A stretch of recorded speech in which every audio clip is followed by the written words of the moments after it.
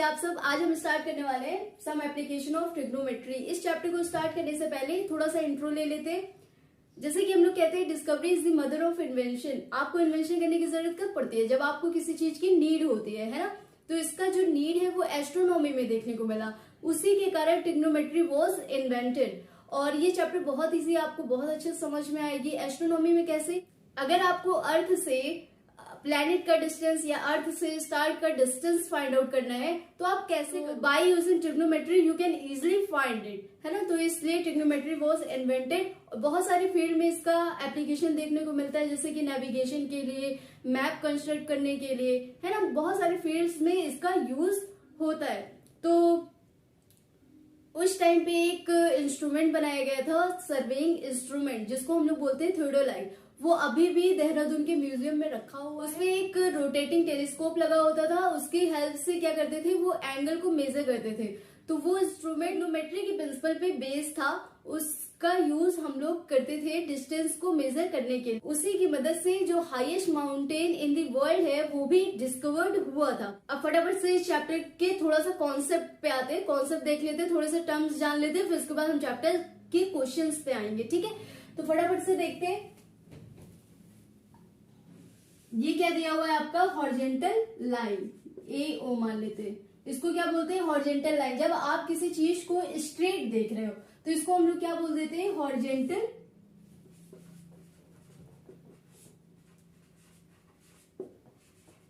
Horizontal line. अब यहां से जब आप स्ट्रेट देख रहे होगे तो ये क्या है, आपकी हॉरिजॉन्टल लाइन। जब आपने अपने आई को अपलिफ्ट किया, ऊपर की तरफ उठाया, जब आप किसी पॉइंट को मान लिया यहाँ पे ऐसा, यहां से आप ऑब्जर्वर है, वो इस पॉइंट को ऑब्जर्व कर रहा है, इस पॉइंट को देख रहा है, तो आपने अपनी आंख को क्या किया, ऊपर की तरफ उठाया, है ना। तो ये कुछ ऐसा ऐसा आप देख रहे, तो इस वाले इसको क्या बोल देते हैं, लाइन ऑफ साइट। क्या बोलते हैं, लाइन ऑफ साइट। अब जब आप अपनी आंख को क्या कर रहे हो, एलिवेट कर रहे हो, ऊपर उठा रहे, तो ये क्या हो जाएगा आपका एंगल ऑफ एलिवेशन। क्या हो गया, ये एंगल ऑफ एलिवेशन। इतना क्लियर हुआ आपको।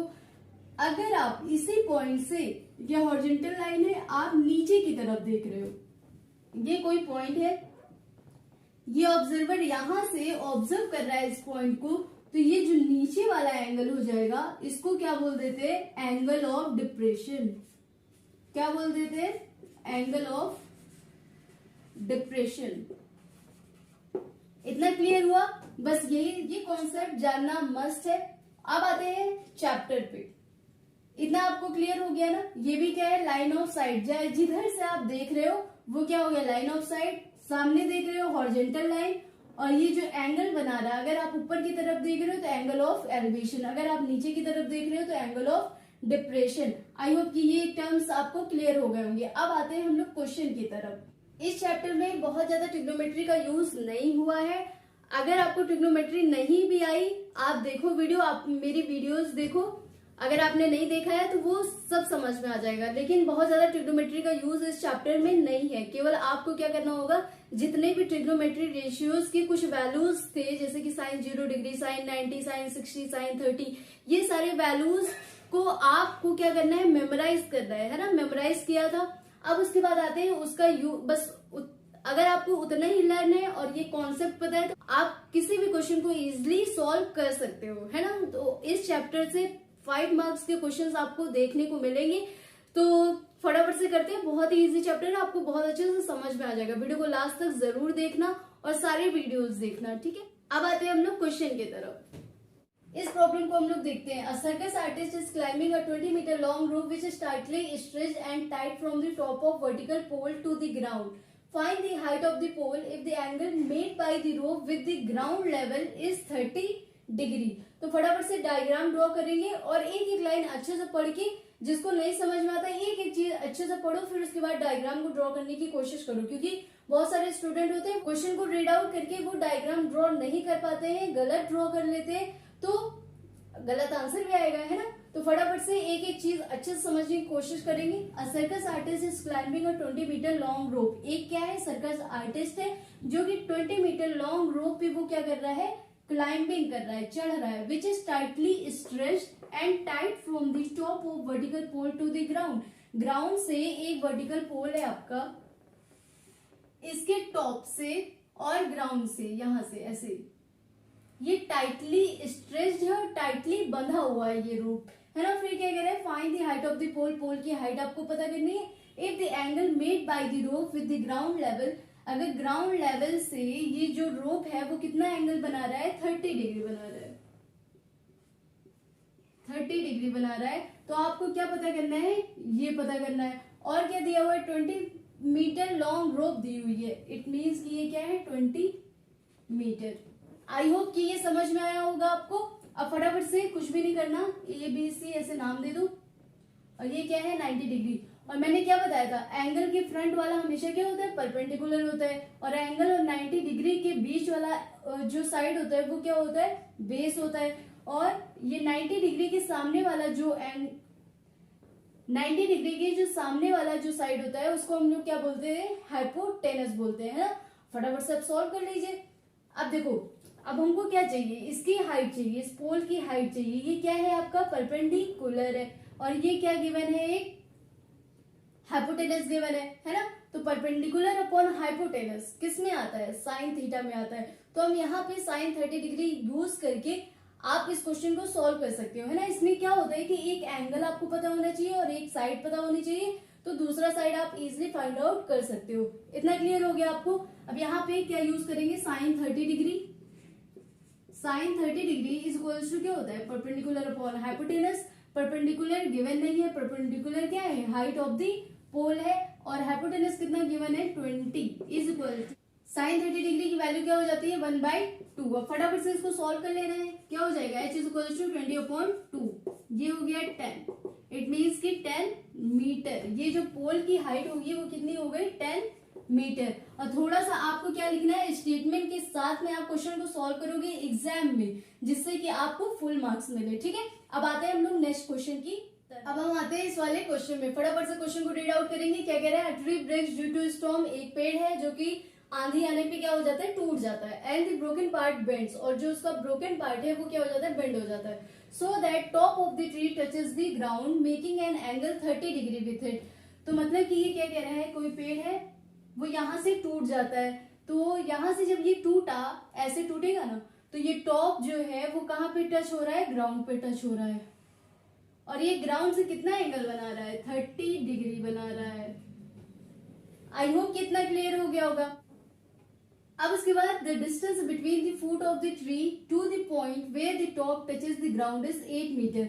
फुट ऑफ द ट्री से और ये जो इसका टॉप जहां पे टच कर रहा है, ये जो डिस्टेंस है वो कितना है, 8 मीटर। तो ये कितना हो गया, 8 मीटर। अब आपको एक साइड पता है, एंगल पता है, तो आपको ये फाइंड आउट कर लोगे और ये फाइंड आउट कर लोगे, तो ये दोनों को ऐड कर दोगे तो ये क्या पता चल जाएगा, हाइट ऑफ द ट्री। क्योंकि ये जो टूटा हुआ है वही तो ये है ना। तो ये पता हो जाए, ये पता हो जाए, तो आपको क्या पता चल जाएगा, हाइट ऑफ द ट्री। फटाफट से देखते हैं कैसे करेंगे। यहाँ पे देखो 90 डिग्री और एंगल, तो ये क्या हो जाएगा, आपका बेस हो गया, है ना। अब आपको ये फाइंड आउट करना है, ये क्या है, परपेंडिकुलर। परपेंडिकुलर अपॉन बेस किस में आता है, tan थीटा में आता है। तो tan 30 डिग्री क्या हो जाएगा, tan 30 डिग्री इक्वल्स टू क्या होता है, परपेंडिकुलर अपॉन बेस होता है। परपेंडिकुलर कितना दिया हुआ है, गिवन नहीं है, यही आपको फाइंड आउट करना है। बेस कितना दिया हुआ है, 8, और tan 30 डिग्री की वैल्यू क्या हो जाती है, 1/√3। अब इसको फटाफट से सॉल्व कर लेंगे। p इक्वल्स टू क्या हो जाएगा, 8/√3। रूट कभी भी डिनोमिनेटर में नहीं होता है, इसको न्यूमरेटर में करने के लिए हम लोग क्या कर देते हैं, √3 से ऊपर नीचे मल्टीप्लाई कर देते हैं। तो ये क्या हो जाएगा, समझ आया, ये क्लियर हो गया। अब उसके बाद आपको ये फाइंड आउट करना है। बेस आपको दिया हुआ है हाइपोटेनस, तो बेस अपॉन हाइपोटेनस किस में आता है, cos 30 डिग्री में। तो ये क्या हो जाएगा, cos 30 degree is equals to base upon hypotenuse. Base कितना गिवन है, 8, हाइपोटेनस आपको फाइंड आउट करना है। cos 30 डिग्री की वैल्यू क्या हो जाती है, √3/2। अब यहां से फटाफट से हम लोग फाइंड आउट कर लेंगे। ये हो जाएगा 60/√3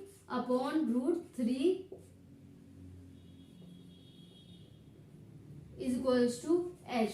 ट्रांसफर कर लो फटाफट से, √3 को ऊपर लेके जाएंगे, ये क्या हो जाएगा 16√3/3। अब फटाफट से ये फर्स्ट इक्वेशन है और ये सेकंड इक्वेशन है, इन दोनों को क्या कर लेना है, ऐड कर लेना है। इसको फटाफट से ऐड कर लेते हैं, क्या हो जाएगा 8√3/3 प्लस 16√3/3। तो ये 3 हो गया, 16 और 8 कितना हो जाएगा 24√3। 3 8 जा 24, इट मीन्स की 8√3 मीटर। ये आपकी क्या हो गई हाइट ऑफ द ट्री, है ना। आई होप कि ये क्वेश्चन आपको क्लियर हो गया होगा। अब आते हैं हम लोग नेक्स्ट क्वेश्चन की तरफ, ठीक है। और यहाँ पे स्टेटमेंट लिखना मस्ट है, आप स्टेटमेंट के साथ में करोगे, इसको क्या कर दोगे, नेम दे दोगे, फिर इसी के अकॉर्डिंग यहाँ पे लिख दोगे इन ट्रायंगल, है ना। इस तरीके से स्टेटमेंट लिखना है, फिर उसके बाद क्वेश्चन को सॉल्व आउट करना है। अब आते हैं हम लोग नेक्स्ट क्वेश्चन वाले क्वेश्चन को देख लेते हैं। First of all you have to read the question.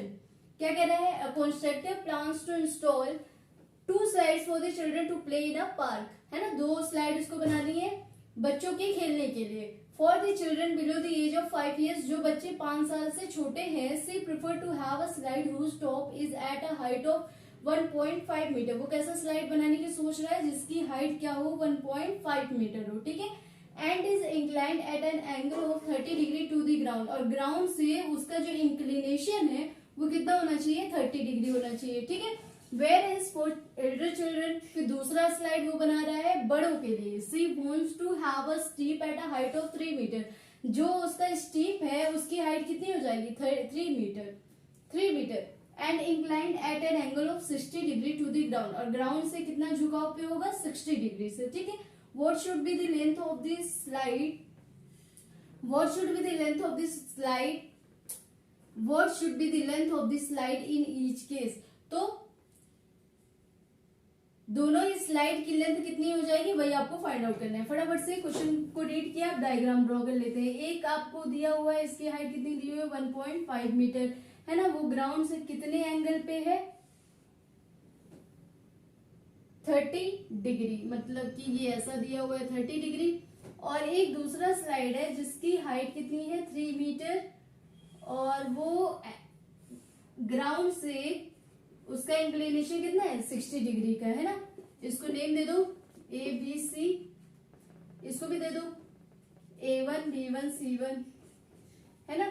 अब फटाफट से क्वेश्चन को सॉल्व आउट कर ही लोगे आप लोग। क्या आपको फाइंड आउट करना है, what should be the length of this slide, slide की लेंथ क्या होगी, है ना। यही दोनों आपको फाइंड आउट करना है। तो कैसे करेंगे, इसमें आपको क्या दिख रहा है, ये परपेंडिकुलर हो गया और ये क्या हो गया हाइपोटेनस हो गया। तो परपेंडिकुलर अपॉन हाइपोटेनस किस में होता है, साइन में होता है। साइन 30 डिग्री यहाँ पे यूज कर लेंगे, तो ये क्या हो जाएगा sine 30 degree is equals to perpendicular upon hypotenuse. Perpendicular कितना गिवन है 1.5 अपॉन हाइपोटेनस, यही आपको फाइंड आउट करना है। ये क्या है आपका length of the slide for the children below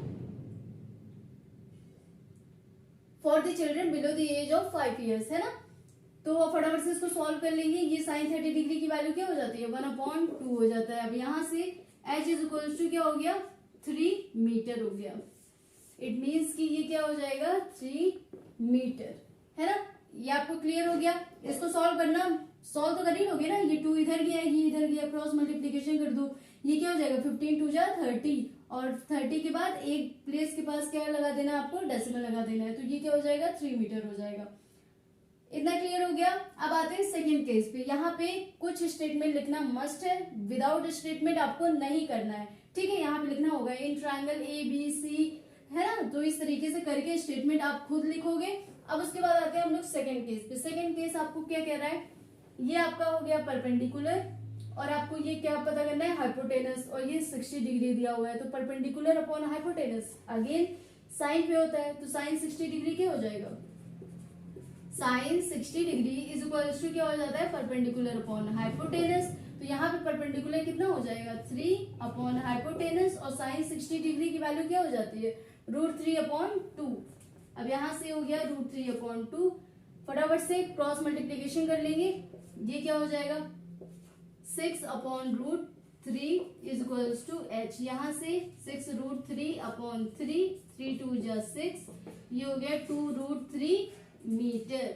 this is your answer. ये क्या हो जाएगा, length of this slide in second case. ठीक है, आई होप कि ये क्वेश्चन आपको क्लियर हो गया होगा। यहाँ पे डिनोमिनेटर में कभी भी रूट नहीं होता है। डिनोमिनेटर में रूट को हटाने के लिए क्या होता है, ऊपर नीचे हम लोग √3 से ही मल्टीप्लाई कर देते हैं।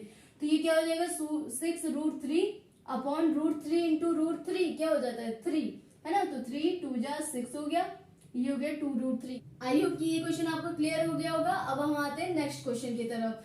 अगर आप मेरे वीडियोस देख रहे हो, अगर आपको वीडियोस अच्छी लग रही है तो लाइक सब्सक्राइब करना ना भूलना और अपने फ्रेंड्स को भी शेयर करना। ठीक है, तो आई होप कि ऐसा करोगे, है ना। कोई भी अगर स्टूडेंट वीक है मैथ्स में, एक एक चीज छोटी छोटी कॉन्सेप्ट अच्छे से डिस्क्राइब कर रहे हैं, अच्छे से इलैबोरेट कर रहे हैं, तो आपको कोई भी प्रॉब्लम नहीं होगा मैथ्स में। ठीक है, तो आप अपने फ्रेंड्स को भी शेयर करिए। अब आते हैं हम नेक्स्ट क्वेश्चन की तरफ। ठीक है,